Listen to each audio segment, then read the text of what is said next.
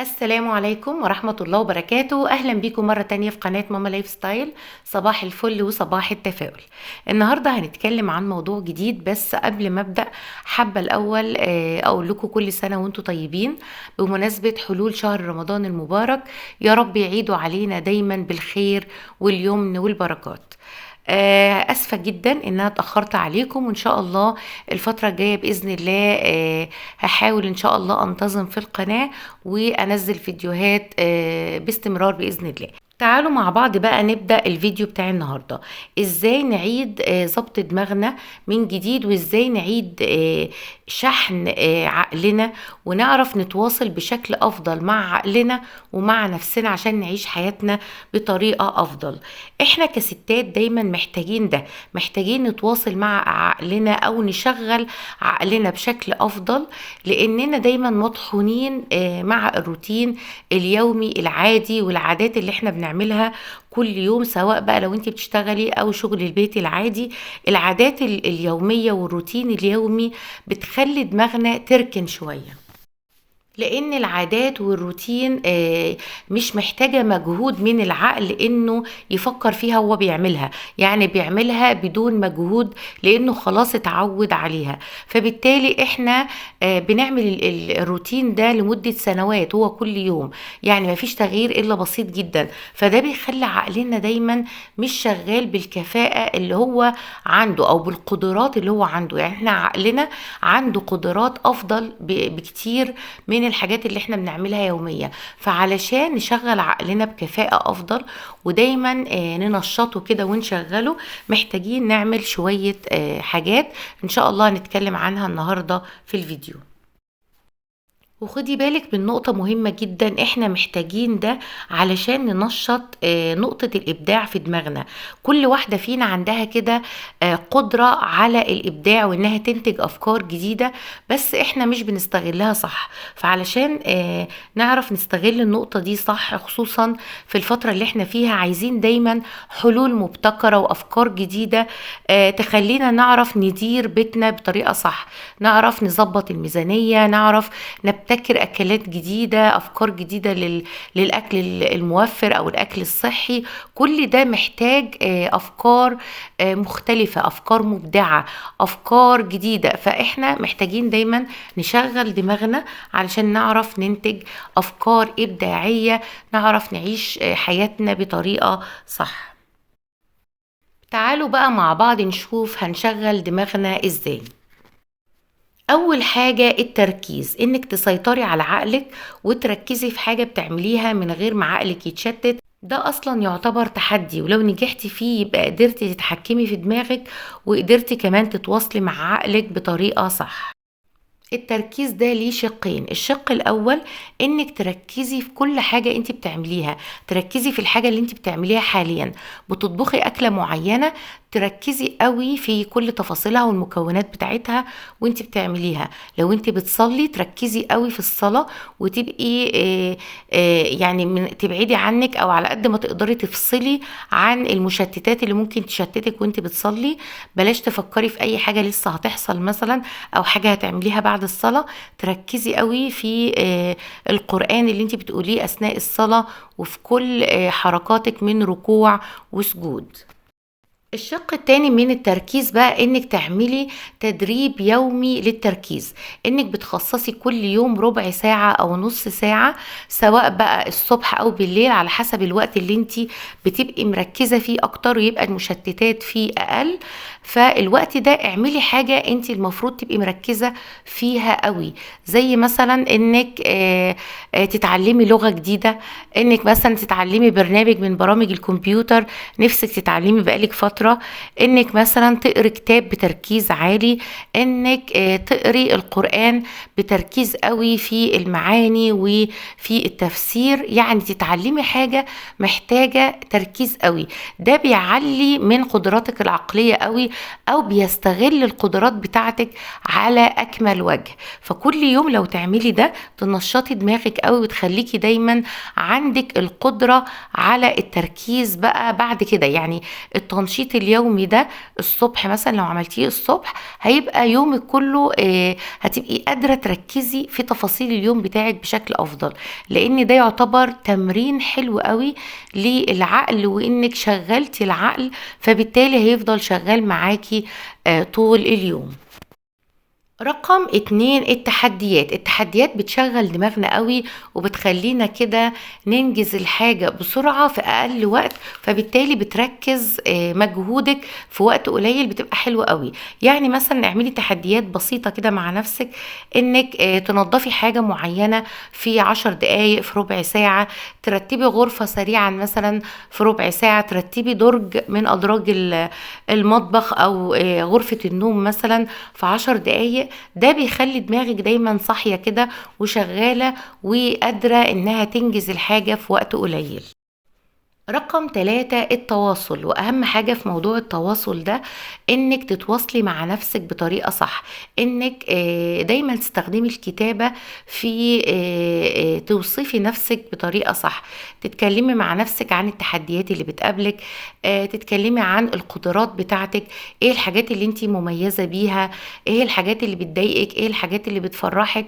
كل ده بتخليكي تتواصلي أفضل مع نفسك، وبتبقي فاهمة قدراتك العقلية وقدراتك النفسية أفضل، وبتعرفي تستغليها بطريقة صح. رقم 4، التواصل، بس التواصل بقى الاجتماعي، انك تتواصلي مع العيلة بتاعتك بطريقة ايجابية، ان دايما تقعدي مع العيلة بتاعتك، تعملي قعدات حلوة كده مع عيلتك، مع زوجك، مع اولادك. ده بينشط الدماغ وبينشط القدرات العقلية للإنسان، لان الإنسان كائن اجتماعي بيحب التواصل دايما مع المجموعة بتاعته، فبالتالي ده بينشط حاجات في المخ مهمة جدا، بتساعدك برضو على الإبداع وإنك تفكري دايما في أفكار جديدة. رقم 5، التواصل مع الطبيعة. الإنسان بيبقى في أفضل حالاته أما يتعامل مع الطبيعة، زي مثلا إنك تتمشي في مكان فيه زرع، إنك بس تفتحي الشباك كده وتخلي الشمس تدخل البيت وتبصي على السماء. الإحساس ده بينشط دماغك وبينشط روحك، وبتبقي عندك إحساس عالي كده بالراحة النفسية، فده بيخليكي طبعا عندك قدرات أعلى انك تبدعي وتفكري في افكار جديدة، لان بيشغل دماغنا جدا وبيخلينا كده عندنا طاقة عالية وحماس عالي انك تبدأي اليوم بطريقة صح. رقم 6 بقى، الألعاب الجماعية، زي مثلا الشطرنج أو الدومينو أو أي ألعاب جماعية بتجمعنا مع بعض. ده بيدينا طاقة عالية كده، وبيدينا حماس، وبيساعد على الترابط العائلي ما بيننا وبين العيلة بتاعتنا. وكمان بقى الألعاب الفردية العادية زي البازل وزي غيرها من الألعاب اللي بتنشط الذاكرة، وبتخلينا دايما بنشغل حاجات في عقلنا ممكن نكون راكنينها بقالها فترة، فده طبعا بيخلينا نفكر بطريقة أفضل. رقم 7، التنظيم والتخطيط، انك دايما منظمة اليوم بتاعك، عارفة اللي انت هتعمليه خلال اليوم بالورقة والقلم، دايما مخططة للمناسبات اللي جاية، زي مناسبة زي رمضان، وعارفة انت مخططة للميزانية بتاعتك ازاي، وعارفة هتمشي يومك ازاي، سواء بقى تنظيم إدارة البيت نفسه أو تنظيم إدارة الميزانية. أي حاجة في البيت لو انت استخدمتي الورقة والقلم ودايما بتنظمي وبتخططي لليوم بتاعك ماشي ازاي، ده هيفرق معاكي جدا، وهتلاقي نفسك بيظهر لك كده قدرات عقلية انت كنتي ركناها من زمان جدا، لان ده بيشغل عقلك قوي وبتخليكي دايما بتفكري في افكار جديدة بتساعدك على التخطيط والتنظيم. رقم 8، القعدة الحلوة مع نفسك لوحدك، انك تقدري تقعدي مع نفسك وانتي حابة نفسك وحابة القعدة الحلوة دي ومستأنسة قوي بنفسك مع المشروب بتاعك المفضل، من غير ورقة وقلم او من غير مثلا موبايل، انك قاعدة كده مستمتعة وانتي بتفكري في الحاجات الحلوة اللي موجودة في حياتك، وتعملي كده دعم نفسي لنفسك. ده بيقويكي جدا وبيخليكي تقدري تستغني عن اي علاقة مؤذية في حياتك. حياتك، او عن مثلا واحدة انت مرتبطة بيها لمجرد انك ما بتحبيش تقعدي لوحدك او بتحبي بس تكلميها هي، لا تقدري تستغني عن اي حاجة بتضايقك في حياتك بالقعدة الحلوة دي مع نفسك. تقدري تدعمي نفسك وتقدري تقوي نفسك، وبالتالي تقدري تستغلي قدراتك العقلية بطريقة أفضل. رقم 9، فترات الراحة في وسط اليوم. ده بيخليكي طبعا من غير السوشيال ميديا اللي بتعصبنا او ممكن نشوف اخبار تضايقنا. بعيد عن كده، لو انت خدتي فترات راحة كده في وسط اليوم، ده بيريح دماغك شوية وبيريحك نفسيا وعصبيا، وبيخليكي قادرة تكملي اليوم بتاعك بطريقة صح. رقم 10، استخدام الورقة والقلم عموما في كل تفصيلة من تفاصيل حياتنا. ده بيشغل دماغنا قوي وبيخلينا دايما عارفين نستغل القدرات بتاعتنا بطريقة صح، وأي أفكار بقى بتجيلنا جديدة بنقدر نكتبها، أي حلول مبتكرة لمشاكل عندنا بنقدر نكتبها. فده بيخلينا دايما عارفين نقفش كده الأفكار الحلوة اللي عندنا، ونعرف نستغل قدراتنا بطريقة صح. رقم 11، التركيز على الحواس. انك دايما تعيشي اللحظة الحالية وانتي قاعدة كده، تركزي على الحواس بتاعتك. انتي شايفة ايه دلوقتي، حاسة بايه، سامعة ايه، انك يعني تعيشي اللحظة قوي بكل تفاصيلها. ده بيعتبر تمرين حلو قوي انك تتواصلي مع نفسك وروحك وعقلك بطريقة صح. وانا عملت فيديو قبل كده عن ازاي نركز قوي على الحواس الخمسة بتاعتنا. ان شاء الله هحط لكم الفيديو في اول تعليق مثبت. رقم 12، النوم الساعات الكافية بتاعتنا.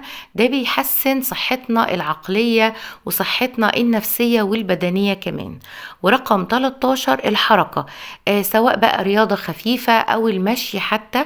ده طبعا بيحسن جدا من صحتنا العقلية وصحتنا النفسية وصحتنا البدنية كمان. رقم 14، البعد على قد ما تقدري على الحاجات اللي هي على السوشيال ميديا او على اليوتيوب، على الفيسبوك، ايا كان البرنامج اللي انتي بتقعدي عليه اكتر وقت.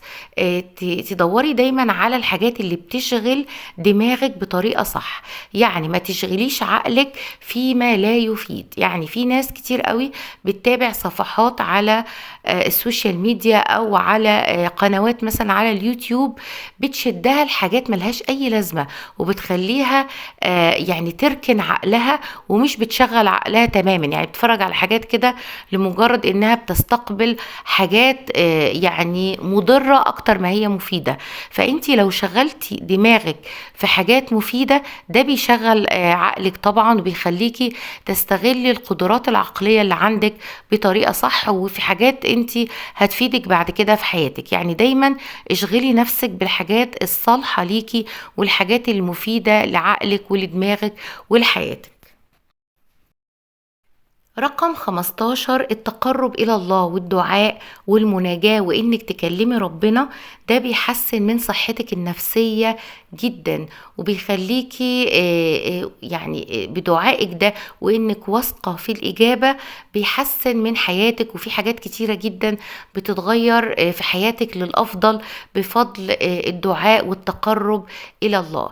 يا رب دايما يتقبل منا صيامنا، ويتقبل منا دعائنا، ويتقبل منا تقربنا إليه. ويا رب يعيد علينا رمضان أعواما عديدة بالخير واليمن والبركات. وكل سنة وانتم طيبين، ويا رب الفيديو ينفعكم ويفيدكم. وصباح الفل، صباح التفاؤل، والسلام عليكم ورحمة الله وبركاته.